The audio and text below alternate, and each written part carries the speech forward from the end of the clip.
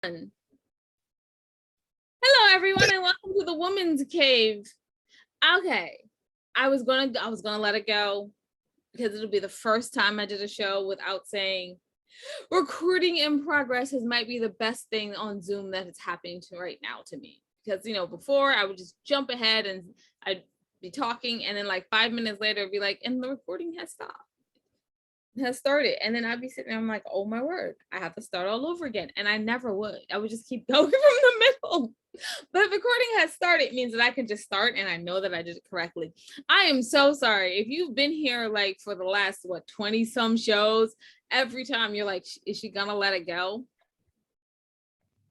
No, I'm not. I had to think about it. I was gonna be like, yes, I'm gonna let it go in 3 more. No, I'm not. Sorry. Anyway, you're probably wondering who I am, and I'm kind of proud of me because I remember to introduce myself. The last couple of shows I did it at the end. I'm Winona Marie, and I'm part of the And I Thought ladies, and we wrote books, or otherwise known as literary life guides with pop poetry. There's And I Thought Divorce Was Bad, and I cannot believe I'm going to do this.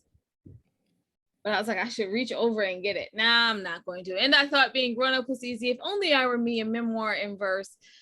Foreign Coffee, Widow's Web, Widow's Debt, and all of those are audiobooks. And then you can read the rest of our 11 books. And if you bad at math, 6 audiobooks, 11 books written, 17 books at www.andithoughladies.com, because I have to do it like it's a sales car video. One more time, y'all, for the audience who didn't hear the .com at the end. So it's www.andithoughladies.com. Okay, you're not here to hear about me or hear me do the sales pitch car voice again. You're here to hear from our wonderful guests. Wonderful guests, would you like to introduce yourself? Hi, I'm Madeline Milburn, and I run the Madeline Milburn Literary TV and Film Agency over in London. Great. May I ask, I am being so stereotypical here, and I apologize. Coffee or tea in the morning? Tea. Very English, I know.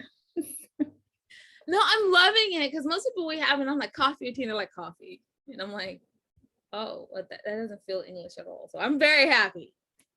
I do go on to coffee. I move on to coffee, but I have to have my tea in bed first, and then the coffee when I get down the stairs.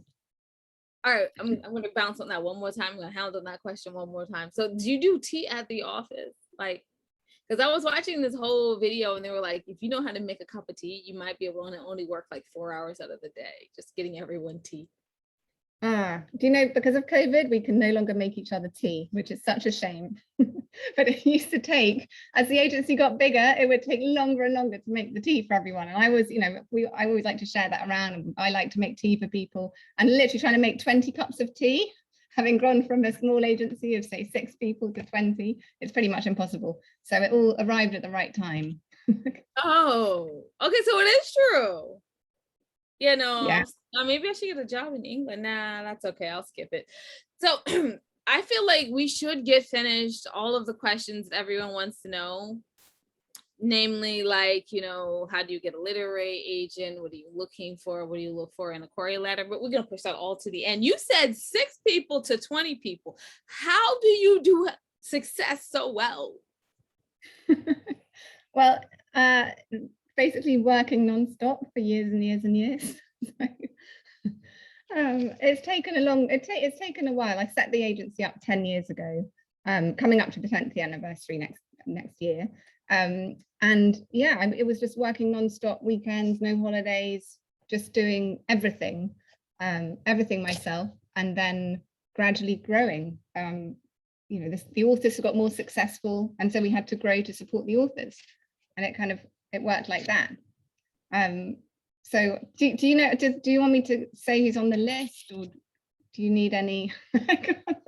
It's my next question. It honestly is. I was gonna be like, yeah, go ahead. And I was like, no, I want to sound intelligent because it's a UK audience now. So I have a 2-part question. One, you said it was a lot of work. So can you tell us a bit about what happens in a literary agent's regular day? And then 2, who's on the list? So I wake up very early in the morning and I read submissions. And that's the kind of what other agencies call the kind of the slush pile, where the talent pool I call it, because that's where I get most 99% of my authors come from that talent pool. So I'll be reading that on my phone, kind of 6 a.m, spending about an hour on that. We get hundreds of submissions a day, so it's a great source of talent. And then I'll get up and I'll go to the office. I have a daughter, by the way, called Hope, and she's 5.5. So I have to do all of that side of my life before getting to work, get to work. And then a typical day, it's so varied. Like I have about 80 clients personally, and it's, championing them. It's pitching their new books to publishers. It's pitching new debuts to publishers. It's talking to editors about their tastes. It's doing deals. It's doing negotiating contracts. Fighting for my authors. We might get a cover in from a publisher. The author doesn't like the cover. I don't like the cover, and then we have to battle to change it. Like there's always a big problem every day, or multiple, that me as the agent, I'm the mediator between the author and the publisher, and I have to solve that problem. The reading side, and I usually have about 8 manuscripts on the go, that happens in the evenings and at the weekends. There's no reading in the office because there's just literally no time. And I think as well, there's tons of emails as work has become, very email based. Lots of, I have to process hundreds of emails, and then kind of go out for lunches and, meet editors to see what they're looking for. So it's very varied. And who's on the list? Because I know. So I don't think so. We're basically, I work in the UK in London, but we have such a global reach. So most of our business does come from America. Even though a lot of our authors are UK based, we've got some in Canada, in the US, all around the world. And our biggest title that people might be familiar with was Eleanor Oliphant is Completely Fine by Gail Honeyman. It was 84 weeks on the New York Times bestseller list. And aside from Gail Honeyman, who was like a big mega seller, we've got tons of New York Times bestsellers, ranging from Fiona Barton, who wrote The Widow, people might be aware of, Catherine May, who wrote the memoir Wintering, CJ Tudor, who writes Suspense. And I mean, the list goes on. It's a whole array of historical, suspense, women's fiction.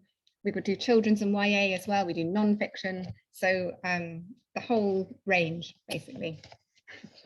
Okay, so before I forget, because I'm not as young as I look, which is like 18, right? No, I'm joking. Don't answer that question. You have awards. You have a lot of awards that are attached to this agency. First of all, what did you wear? Because I'm very girly like that. So I got to know what you for the award. And then how did you get them? How did I get them? Oh my God, it was my authors. I feel like my authors have brought this success. So I know how to talent spot. I know what people want, and I basically try to look for those voices and those characters that people remember long after reading. And I think it's those books that appeal to the kind of commercial book lovers who read all the time, and the literary book lovers, and if I can appeal to both readers and non-readers, a reader who might read 1 book a year, then I can get the mass market loving a book, and that's when I can get millions of sales. And that's what I look for, those books that appeal to cross generations. So yeah, the success that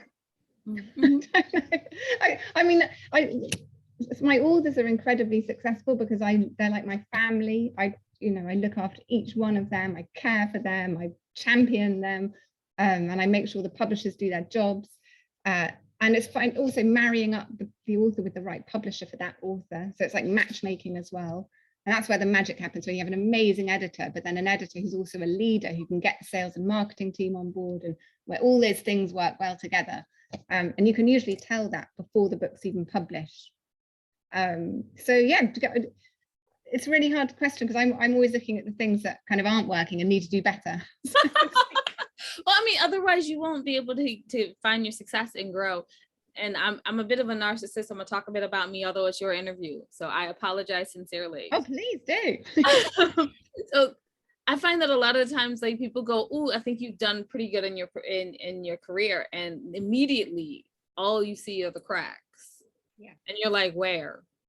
And they're like, oh, here, and here. And you're like, there's a hole here, there's a crack there, there's the beginning of a crack over here that I have to mend. How could you see any of it? But I think it keeps us like one step ahead, I guess. I don't know. Or it might just keep us down. Okay, so she said her authors got her wonderful awards, but I just quickly want to be like, so Literary Agent of the Year 2018, the British Book Awards, they won. Shortlisted in 2020 for Literary Agent of the Year and Rights Professional of the Year, which brings me to what we do not do here, people, known as a segue. So since you can get Rights Professional of the Year for the British Book Award shortlist, most people have to go outside of their agency for rights, but you do TV and film. So how does that work? Is it already in? Do you just go down and knock on the door and give them an extra good, 2 cups of tea for them to consider, TV and film? So I think that is the key thing that we do as an agency is everything is direct. So our international rights, and I started out doing foreign rights. So that's selling the translation rights to our books to different to international publishers. So no one ever talks about this. So I'm just so excited to hear you talk about it. Go for it. Oh, you can talk about them all. I don't care. Well, a lot of our authors are published in about 40 different languages and 40 different countries, or more than 40, like 60 different countries. And we have separate contracts and royalties in each of those countries. And so that, increases their revenue streams from all these places. And we maintain control over all those editions, and we have relationships with all those publishers. So I started out in international rights and made the agency very much a global beast. We're going to, keep that. Every country is important to us, every single one. And then the film and TV, we option the books directly to producers. We also work with co-agents. So specifically, I won't name any names, but we do have some very close relationships with some big co-agents in LA for books set in America.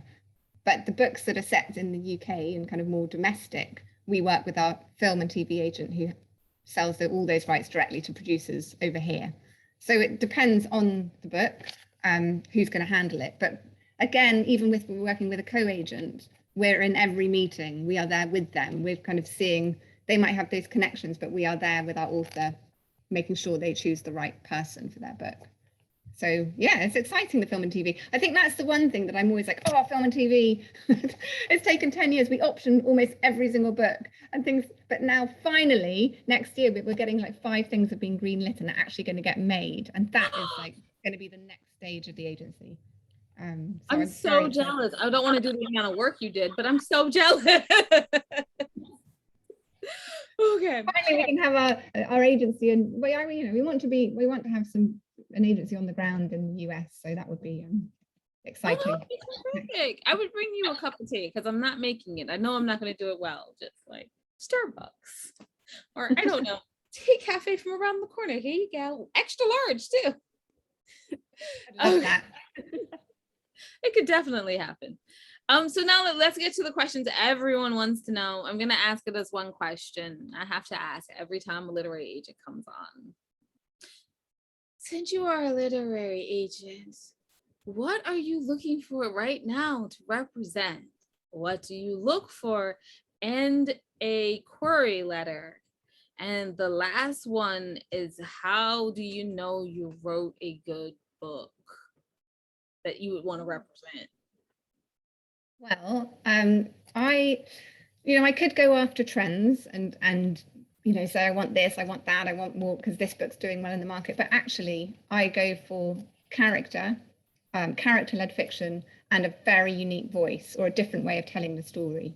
And I think that's what really stands out to me. So, for instance, I don't represent Regency romance, yet a book found its way to my file called The Lady's Guide to Fortune Hunting by Sophie Irwin. And I was hooked from the moment I read the opening. It was like a Jane Austen voice, but felt contemporary.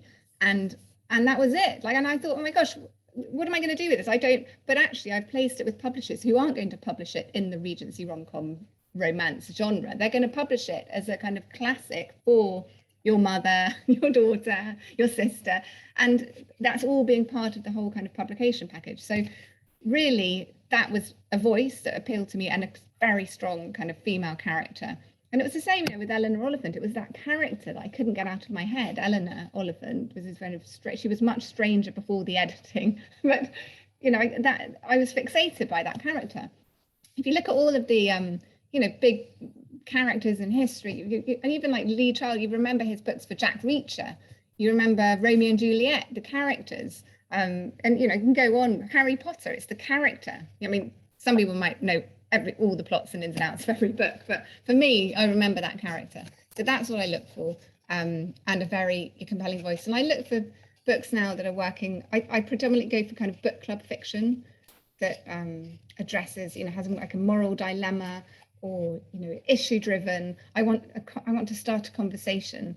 There was a book that was published last year, The Push by Ashley Aldrain. That was one of my authors. That was a New York Times bestseller. And that was like the darker side of motherhood and the taboo, and what if you don't connect with your child the way you thought you should? And is nature versus nurture? Is a child truly evil, or is the mother creating that? And so that was I want things that will start conversations and that people can connect to. And query letter, how do you know if you've written a good book? That's a really difficult one. Okay, like, can you tell us what would you like to read on the first page then? Let's change the third one to what do you want to read on the first page? But right now, let's deal with what do you like to see in a query letter? In a query letter, so I really like to have the book pitched first, kind of straight away, rather than a big spiel about the writer. I will be interested in the writer if I'm interested in their story. So for me, profile isn't anything. I want to connect to that story straight away. So it's really working out how to pitch in a succinct way. And the way you can practice that is, the book that you love, try and pitch that to your friends. Like One Day by David Nichols, like try and pitch one of those stories, and then work out how you can pitch your own book like that. And so I look for this kind of professional, kind of conversational tone where you kind of introduce your book, you position it against other authors or who you might think it will appeal to, like similar authors, and then a short pitch blurb, and then a bit about yourself and the profile. So that's, yeah, do you know what, I can usually, pretty much all my authors, I've been able to tell whether I want to represent them from that query letter. And it's like, if you're going through CVs, like it's the same type of thing. You just know. For our American audience, CVs are resumes. Oh, resumes. Yeah, of course. But much more, I don't know. When I read a CV, I'm like, wow, that was in depth and organized. I feel like a resume is a nice scandal for our life. Anyway, I'm sorry. I think writers sometimes tend to write too much in their covering letter. Like keep it short, keep it to a few paragraphs, like 3 paragraphs. And the best writers, they get that CV to kind of the letter to kind of almost reflect the voice in the manuscript, so you know what you're going to get. So yeah. Which brings us to the C part of the question that I changed is, what do you want to see on a first page? How do you draw someone who reads at 6 a.m. and they just got finished taking care of a 5-year-old on the subway? How do you make that person go, oh my God, that's my book? That's the arresting voice I don't know how to teach. And that's why I'm not a writer myself. So it's that voice that just grabs you. It could be first person, third person. So, I mean, I tend to find first person very arresting and immediate, but I'm always surprised. So it's that, yeah, it's something that's just not trying to do too much, but just kind of grabs me in. But that, yeah, unfortunately, I can fix so many things in a manuscript. And we do a lot of editing together before we submit to publishers. I could do kind of 6 months of editing, and structurally I can enhance characters, I can weed, I can go through the manuscript taking out lines saying that this is what you need to cut it down, it needs to be pacier, but I cannot teach that voice. And so getting that voice, that as I said, that's why I'm not a writer myself. I definitely understand. I think I'm not great at editing. I just know how to write. I don't know if I know how to write well. The voice. I hope. I hope I have the voice. Oh, I just want to thank you so much for coming on. But before we leave, I have to ask about advice. So you get to choose. You can either, because I mean, you're such a big time, multi-awarded, literary agency. You get to choose. So you can either say advice for a writer who's writing their first book and is looking to pitch like what they should definitely know, or advice for a person who wants to become a literary agent. Either or, you can take both. Okay. For writers, I would say persevere because you get a lot of rejection. But do persevere and really find your match, like do your research, find the right agent for you. Don't just submit to kind of tons and tons. I mean, do submit to quite a handful, but make sure that you tailor those submissions to that agent. And just carry on, persevere. You'll get there, because a lot of my authors I've picked up have written 4 or 5 books before they found representation. So it does, and then they become bestsellers because they've honed their craft and they've worked at it. For people wanting to be a literary agent, I'd probably say, I mean, in this industry, you kind of have to work at the bottom, which is a bit of a shame. But I went into agenting through international rights, which really was amazing to see what worked on a global level in multiple countries, and also helped me work out how to do lots of deals and to negotiate and to go to auction, because I was handling 30 countries and doing deals in all of these countries, auctions in all these countries. So it was like a fast track way. That's what I found. Sorry, I lied to you. I said that was going to be the last question, but then you said something I had never thought about before. Do you mind if I ask you another one when we're done? When you're done explaining about literary agents? What? Okay. Oh, you're done explaining about literary agents? Cool. Okay, let me go ahead. I'm sorry. No. I mean, that was the weirdest one I have ever done ever. I apologize for that. Wow. That's worse than no segue. But you said going to auction. I've only heard this talked about by one other literary agent. Can you explain how this phenomenon can happen? The phenomenon. So is it a phenomenon or is it not? Because I was told it was a phenomenon. Going to auction? Yeah. This is what we do. We specialize in going to auction. Oh, please do teach me. So we need the talent, and we've got the great talent. Then I want to submit it widely to lots of publishers. So say the US submission, I'd submit to say 38 different editors, different imprints, different publishing houses. And I would hope for, you can go to auction with 2 publishers, but you can go to a major auction with, 5+ publishers. So the more you've got, the bigger the auction, the more publishers that are interested in your book. I can't really give away the tricks of the trade, but no. I just want enough for an author to understand it. Like, no, absolutely. So you would go to auction. So you would get multiple offers in for your manuscript from lots of different publishers, and then there are lots of different auctions you can do. You can do rounds. You can do round robin. You can knock publishers out. Pretty much, how much kind of given it. If you're buying a house, I don't know how it works in the States, but if you're buying a house, you can go to auction, and the agent, it's a kind of similar thing. You can do blind bids, you can do rounds, and it's basically to get the best, the publisher investing the most in your book, but also the publisher who's got the right marketing vision and the creative vision. And you can really get in each round of the auction, you can ask for more information. How are they going to publish? What are they going to do? And you can get other people on board, and you can really see what they will do for that book. So that's why I like to go to. It gives the author more control over the whole publication, and the agent more control over it if they've been competed, if you've gone to auction. Thank you so much. I swear, I did one interview about 1.5 years ago, and they mentioned it, and I knew what it was because I was watching a TV show at the time about publishing. So I was like, tell me about it. But when you said it, I was like, I didn't really ask. Like, we just gleaned over it. But I hope everyone out there actually listen. It's not often that you hear what happens at auction.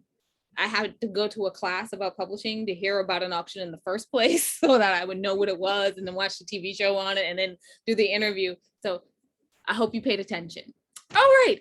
I'm sorry that we're ending on the weirdest note now, because I have never ended from a question on a technicality in the profession. Oh yeah, I'm not even gonna try to segue from that. Can you tell people where to find, where to read the books that you have out? Where, if you want to let people know about your social media, go ahead, and how to read about submissions for Madeline Milburn Literary Agency. Let me make sure. Yep, I said it right. Thank you. So yes, our agency website, madelinemilburn.com, has got everything on there. It's got all our agents there, what we're looking for, all of our taste, and it's got clear instructions about how to submit to the agency. So look at that. I'm on Twitter as well, at Agent Milburn. The agency's on Twitter. So you can Google me and Google my name next to the Bookseller and find out a lot more about me and the agency. So everything is online. So that's how you'll find me. And if you want another really weird thing that's going on in this place right now, which is I have a cat. My cat Lola in the background here is literally has been sitting there for about 3 hours hunting a mouse that's got behind the floorboards. So that's going on, but it hasn't distracted me from this. I'm glad she hasn't pounced for it during this.